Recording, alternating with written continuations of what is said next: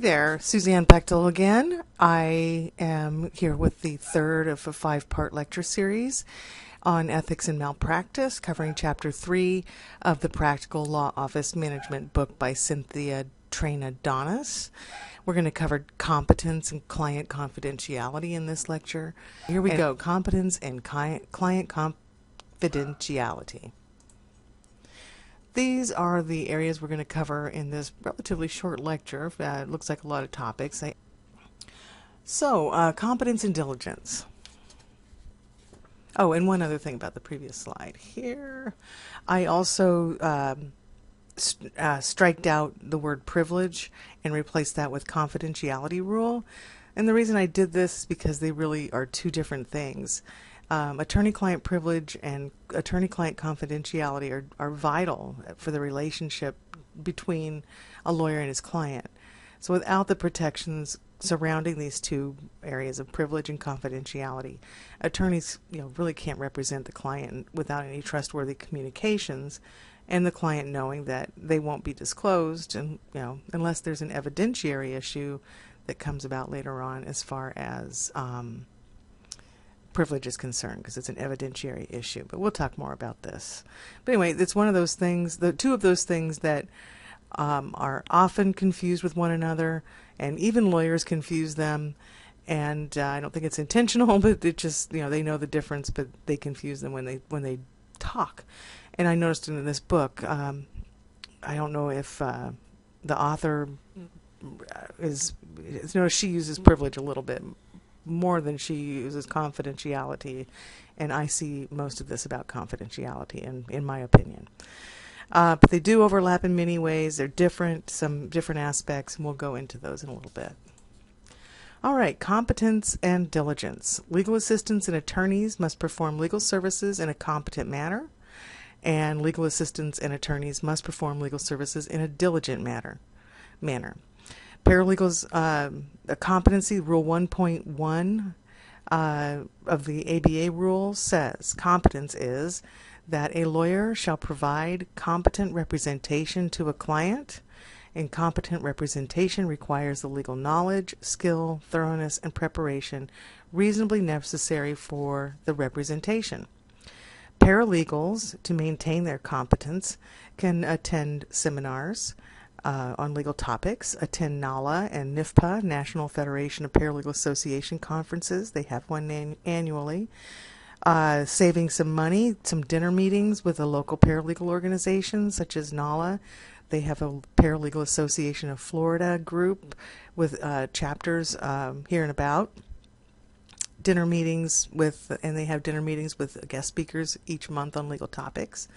And reading facts and findings, a NALA publication, or Paralegal Today magazine, a NIFPA publication. Great ways to stay informed.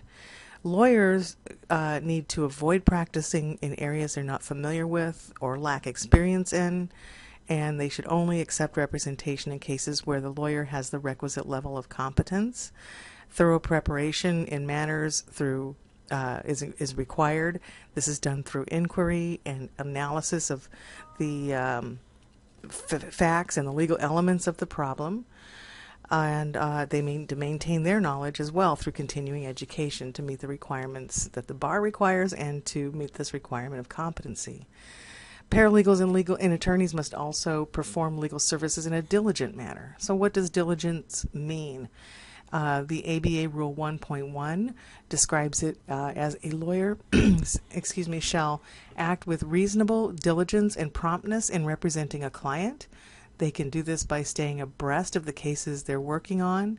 A paralegal plays a very large role in this area of diligence. For example, calendaring monthly tickle dates to check your files. Every file should have a monthly tickle date to make sure you're looking at that file, placing your eyes on it, ensuring that you're not forgetting something. The best system is an excellent calendaring system. We also call it a docketing system. It's also important to communicate regularly with clients. These types of things will help avoid something slipping through the cracks. Also, the paralegal and attorney, maintaining regular attendance at work, avoiding the use of alcohol or drugs that impair your ability, your motivation, your focus. It's, that's what alcohol and drugs and other that's what substances do, so it's important to avoid those. Examples of lack of competence. The book goes through some of these examples on page 132. The first one, paralegal, legal assistant makes a $92 million error. She mistakenly left off the last 3 zeros on a mortgage used to secure a $92,885,000 loan. So the mortgage had $92,885 instead of $92,885,000 loan. And what ended up happening was the lender was shortened and came up short in a bankruptcy proceeding. So that cost the lender a great deal of money. In a situation where a paralegal was sued for negligence, an unsupervised paralegal engages in UPL when she represented 3 people regarding their auto accident claims. And it was negligence was the proximate cause of the client's injuries, not the and they're talking about the client's injuries incurred as a result of the tort of negligence that the paralegal committed and basically not doing the job right. The attorneys and paralegal were jointly and severally liable to the clients. So in tort negligence, don't assume that the lawyer's license is your shield. And in that case, there was no one with a license. I believe I haven't read the thing in full, the case in full, but don't think that your negligence can be shielded by an attorney, someone pretending to be attorney, someone you assumed was an attorney, and the attorney's license at all is not going to shield a paralegal from doing harm to someone. And then also there was, the paralegal that didn't file a document that led to the dismissal of the case. This paralegal missed the date to file an important document that maintained a claim of a deceased person, and the court dismissed the action due to the document not being filed on time. It was the legal assistant who didn't do that. So what lessons are learned from these 3 cases? Double check your work. Ask another person in the office to double check your work, especially where numbers come in to play and big bucks like that all the time. But think about it doesn't hurt for someone else to look at your work. Number 2, don't represent people if you don't have a license to practice law, and ensure those you work for that call themselves attorneys are actually licensed to practice law. And set important dates in your calendar. Even if you think, or it doesn't matter. If in the third case up there where the legal assistant didn't file that document that needed to be filed, there should be a date in the docket that says that a calendar date of the date it's due, and a calendar date of 5 or 10 days prior to the date it's due, and that shouldn't be removed, even if the document gets filed, even if you've put it in an envelope and mailed it to the court, or handed it to a runner and said, take this to the court and file it. Doesn't matter. The dates stay on the docket. If they stay on the document, that says, oh, I better check and make sure. And some of this could really be avoided in a great way. Client confidentiality, back to that little topic again from the beginning. Attorney-client confidentiality is a rule of ethics, and it precludes the disclosure of confidential information between a lawyer and a client by the lawyer. Attorney-client privilege is a rule of evidence that precludes the disclosure of confidential information between a lawyer and a client by the lawyer. It's the same thing, however, the definitions are the same, but there's an ethical requirement and an evidentiary requirement. Attorney-client privilege and attorney-client confidentiality often get confused for one another because in many cases they serve the same purpose, which is to protect the confidentiality of information and or communication that's shared between an attorney and his or her client. Privilege and confidentiality allow attorneys to provide better representation because these safeguards ensure that the attorney is in possession of more information about his or her client's case and can't share the information with others. The difference is that privilege is an evidentiary principle and confidentiality is an ethical principle. The attorney-client privilege tends to be much narrower in scope in comparison with confidentiality, and it is much broader in scope. Confidentiality requires the attorney not only not reveal information that has been shared with him or her by the client, but also prevents that attorney from using the information in a way that may be disadvantageous to the client. So confidentiality is the need to keep information exchanged between a client and the law office, including attorneys and paralegals, confidential.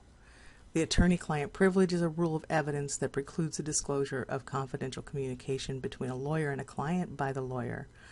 And for the privilege to be invoked, the communication must have been made in confidence between the client and the attorney for the purpose of obtaining legal advice. So why confidentiality? So the client feels comfortable telling us the truth. The attorney can't properly defend a defendant in a criminal manner, for example, if the attorney doesn't have all the information needed from the client, including the incriminating information. The rule of confidentiality, pretty much no matter what state you live in, this is the rule. You must not release confidential information. Confidential information is, excuse me, I want to sneeze, but I'm not, that is all information relating to the representation of a client, regardless of the source. Further, confidential information is about clients, and then the Rule 1.6a from the ABA Rules of Professional Conduct state a lawyer shall not reveal information relating to the representation of a client unless the client gives informed consent. And a lawyer shall exercise reasonable care to prevent his employees, associates, and others whose services are utilized by the lawyer from disclosing or using confidences or secrets of a client. And paralegals have a duty to preserve the confidences and communications of a client. Again, lawyer rules apply to paralegals and other staff. Some tips for confidentiality. Resist the temptation to talk about what goes on in the law office, whether or not it's client related, and only talk about client matters to other law office personnel on a need-to-know basis. This comes down to don't talk about it, don't blog about it, don't write about it, don't even whisper about it.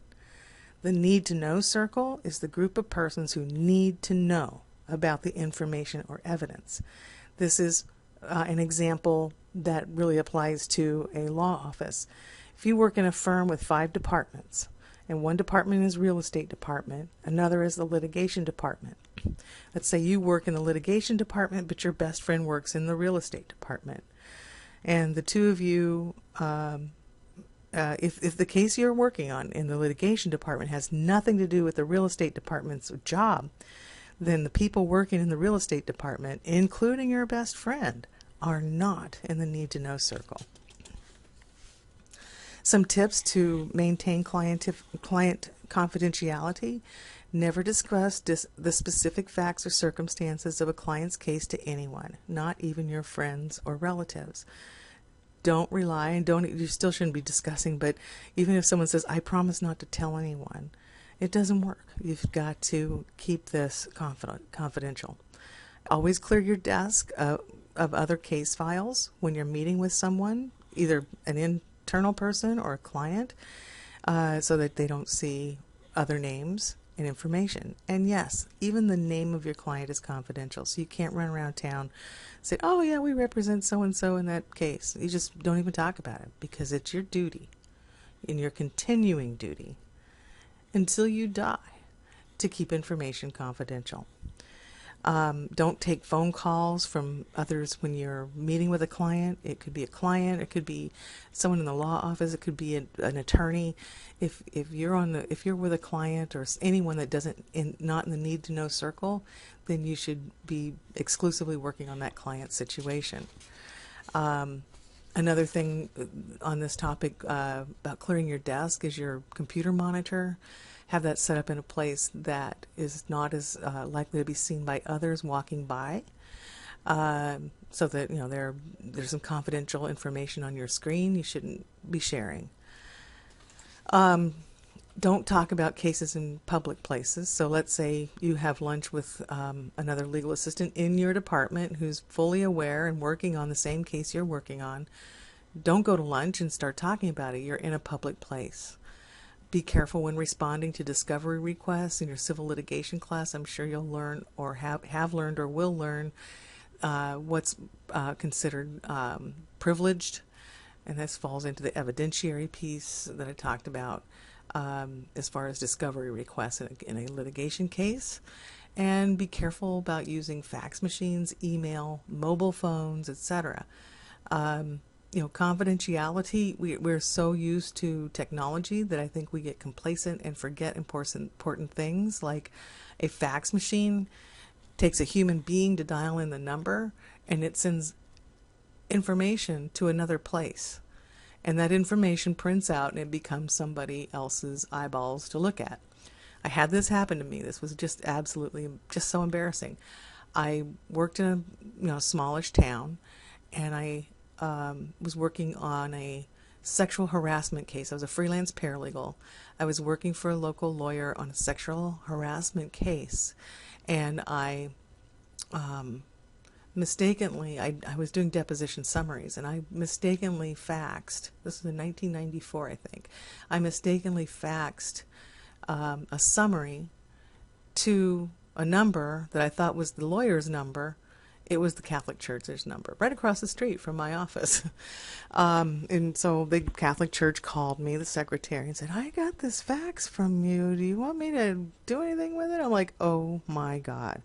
So I walked over there and I got the faxed documents and threw them away myself. But, again, it's for fax machines. Email, what happens, I think email makes us complacent, and we use it as a tool, and we forget to look and see what we're emailing, who we're emailing to. For example, the reply all. There's rarely a good reason to reply all.